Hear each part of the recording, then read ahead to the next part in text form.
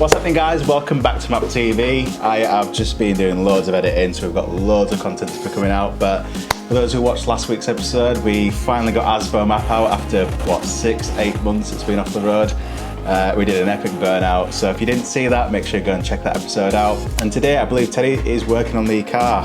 Dee's been doing loads of engine bits, so has Ben, but I think perfect time to get the camera out now and go and see what Teddy's up to. So let's go.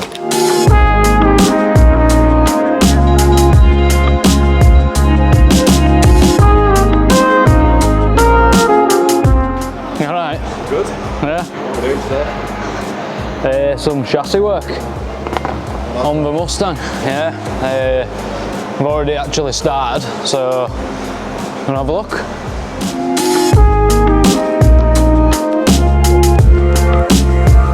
So previously we only had the Steeder Sport linear lowering springs on the car. It's like 1,000 horsepower, about 1050 horsepower. No rated dampers. I mean, it works, it's fine, but there's much better out there, so we needed to replace the shocks. So we've got the Steeder active shock absorbers on, which are non-adjustable, so it's less faffing about. They're set up by the best people for suspension on a Mustang. You just can't ask for more, really. We've also got the Steeder billet rear shock mounts as well to go with it. You can't, miss that out on this car. So we've gone with that. And onto the front. Just took the shock out here to put the new shock in, but as you can see, we've now got the front control arm kit by Steeder. Reason one being they'd failed anyway, but it's a common fault on the Mustang, so you might want to keep an eye out for that. If you've got a knock-in when you're braking, like at low speeds, it's more likely to be your lower arms, because the ball joints are tending to fail on the 15-17 cars. These ball joints are extended and shortened to realign the suspension geometry after lowering, because lowering your vehicle causes accelerated wear on these bushes, so it's another reason why we've done it. Yeah, so we're just putting the shocks in now, and some camber bolts, because it never had camber bolts. We built this car like 2 years ago, and front camber will have been like 2.5 degree negative, which ain't good, not for a road car anyway. So yeah, let's get it. I don't think it ever had our alignment on it. No, it didn't. I've never even aligned this car. It's been doing like 150 mile an hour down Santa-Pod Runway. What? So, yeah. So as you can see, we had the old style Steeder linear sport springs. The ones you will get now today are much better than these, because they are ultralight springs, but these are the OG Steeder springs. This is how long ago we built this, and yeah, as you can see, we've got the proactive shocks, which are non-adjustable, but the top of the Steeder range in our eyes, so OEM fitment. So let's get them on. Yeah.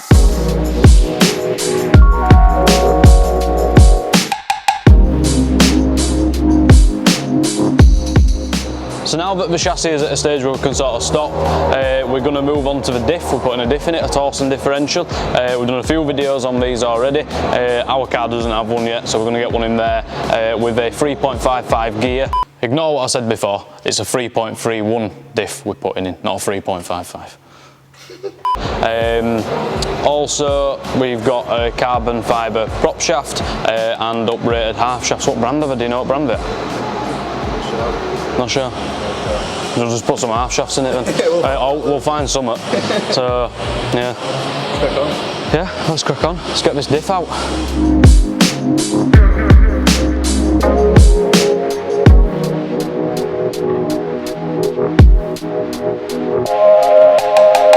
So now the diff has been removed from the vehicle, it's also been fully rebuilt. We've got new bearings, new seals, the new crown and pinion gears in here, and the new Torsen differentials in here. To find out more about these products, make sure you click the links in the description where you can find a full in-depth video on the crown and pinion gear and the Torsen differential.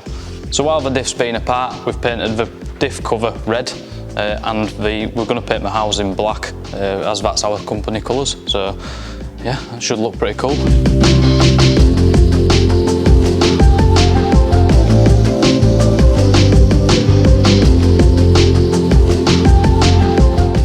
What's first been done? Well, I kind of did a lot of it at once. Yeah.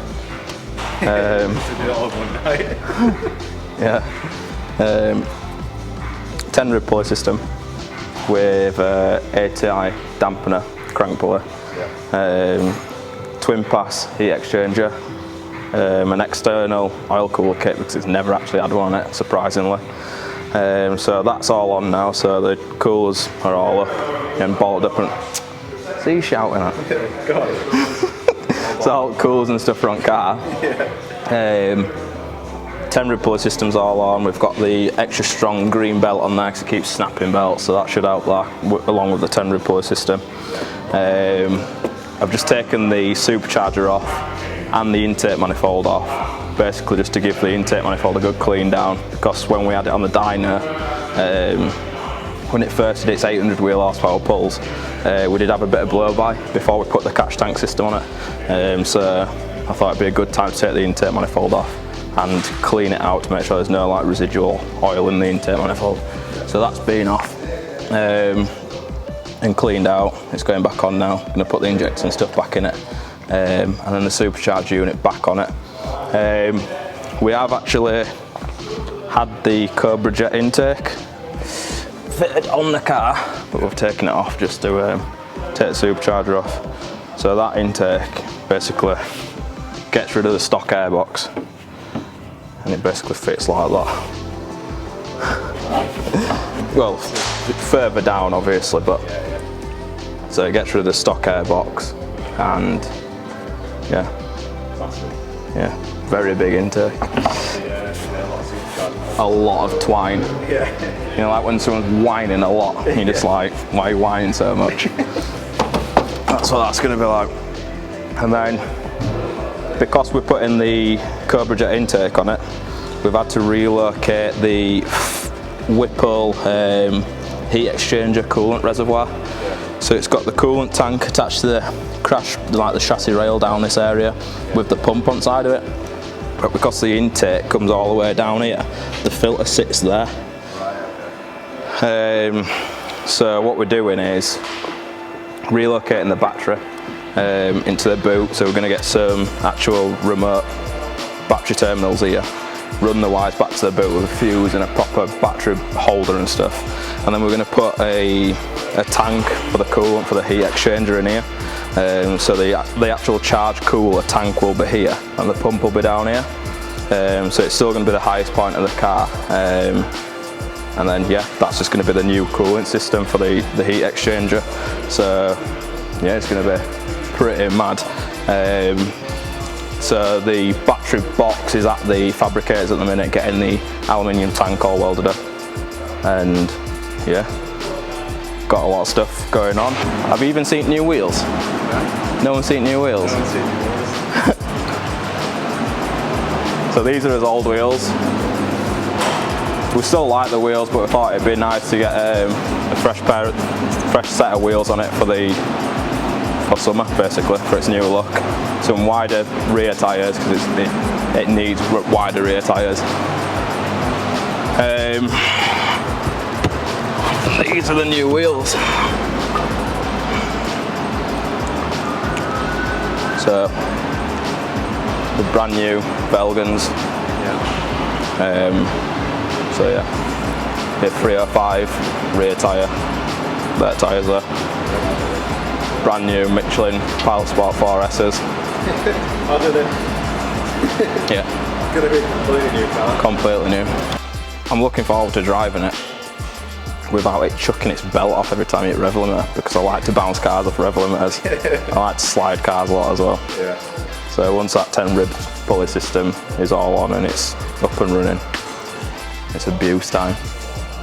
Big abuse. A lot of abuse. Do I have to come out with you? Yeah.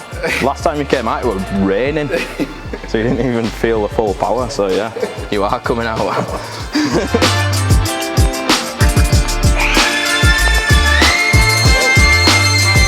Hello. Good. We're back with you now? Yeah. It's been done. So we've got the suspension's finished now. We've just got the prop to go on, and I'm just finishing the last brakes. You've not seen the brakes yet. I know I mentioned them, didn't I? Has D shown you the engine? Yeah. Yeah. All right. Cool. In which case, have a look at them.